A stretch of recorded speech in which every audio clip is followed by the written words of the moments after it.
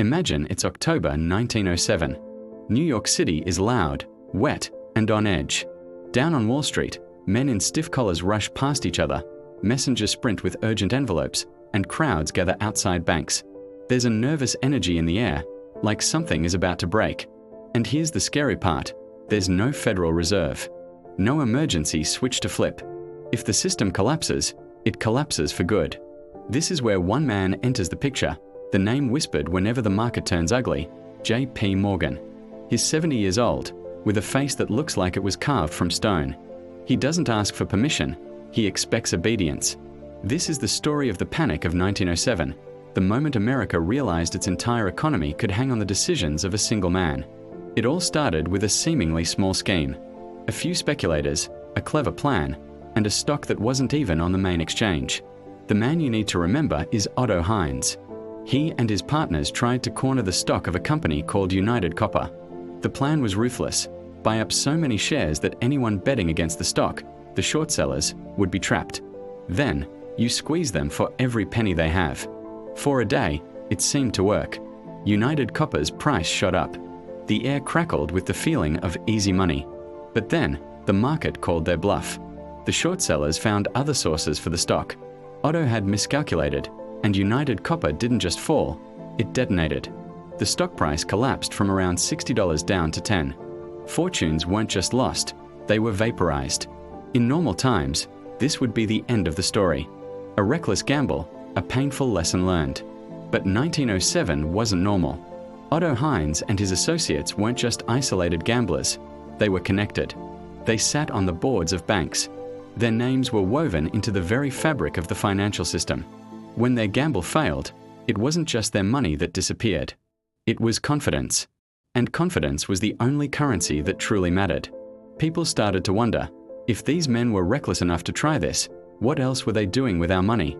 The fear began to spread, not through logic, but through raw instinct, like smoke seeping under a door. Runs started on banks tied to the Heinze network. Then came the moment that defined the panic: the run on the Knickerbocker Trust. Back then, trust companies were major financial players, but they played a dangerous game. They kept far less cash on hand than regular banks, about 5% in reserves compared to 25% for national banks. It was the difference between walking on a sidewalk and walking a tightrope. On October 18th, rumors connected Knickerbocker's president to the failed copper scheme. The story didn't have to be proven to be lethal. People just had to believe it might be true. By October 22nd, the crowd was there. Imagine being an ordinary New Yorker. Your life savings aren't insured by the government. There's no FDIC. If your bank goes under, you could lose everything. So you stand in line, cold and hungry, staring at that door as if it's the only thing between you and total ruin. Inside, clerks counted cash as fast as their fingers could move. The New York Times reported that for every one person who left with their money, 10 more arrived to demand theirs. In less than 3 hours, nearly $8 million was withdrawn. Then, the Knickerbocker Trust suspended operations. The doors closed. The panic was officially unlocked. Now the fear had a blueprint. If Knickerbocker could fall, what about the next trust? What about your bank? This is how contagion works. It's a virus of the imagination. People picture collapse, and then they act in ways that make that collapse real. At this critical moment, J.P. Morgan was out of town at a church convention. But when the messages reached him, he returned. And he didn't arrive like a consultant. He arrived like a commander. People called him Jupiter for a reason, not because he was charming, but because he was the storm god of Wall Street. His private library on Madison Avenue became a war room. Bank presidents and trust executives were summoned one by one, bringing their books, their rumors, and their pleas for help. Morgan's method was blunt: inspect the books, decide who was worth saving, and force everyone else to pay for the rescue. He looked at Knickerbocker, decided it was too risky, and refused to save it. But after Knickerbocker's collapse, the run spread to other trusts, especially the Trust Company of America. Morgan knew the problem was no longer about one institution, it was about the entire system. And let's be clear, Morgan wasn't doing this out of the goodness of his heart. He was doing it because if the system went down, his world went down with it. In 1907, self-interest and the public interest were fused together. As the days dragged on, the stock market began to seize. The money that brokers needed for daily operations, call money, dried up. Interest rates on these overnight loans skyrocketed from 9% to over 100%. The New York Stock Exchange itself was on the verge of closing. Its president ran to Morgan, begging for a lifeline. Morgan gathered the city's bank presidents and told them they had minutes to raise the cash, or the entire exchange would collapse. They pledged $23 million on the spot. This was the crisis. Private men, in private rooms, making decisions that would affect millions of lives. Now for the most theatrical moment of the entire panic, the library lockdown. It was late, tensions were high, and Morgan knew the bankers and trust executives wouldn't cooperate unless he forced them. So, according to the story, he literally locked them inside his library, pocketing the key. He trapped them until they agreed on a rescue plan.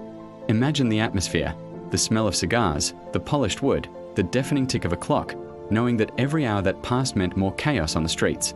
Morgan, old and powerful, treated them like chess pieces.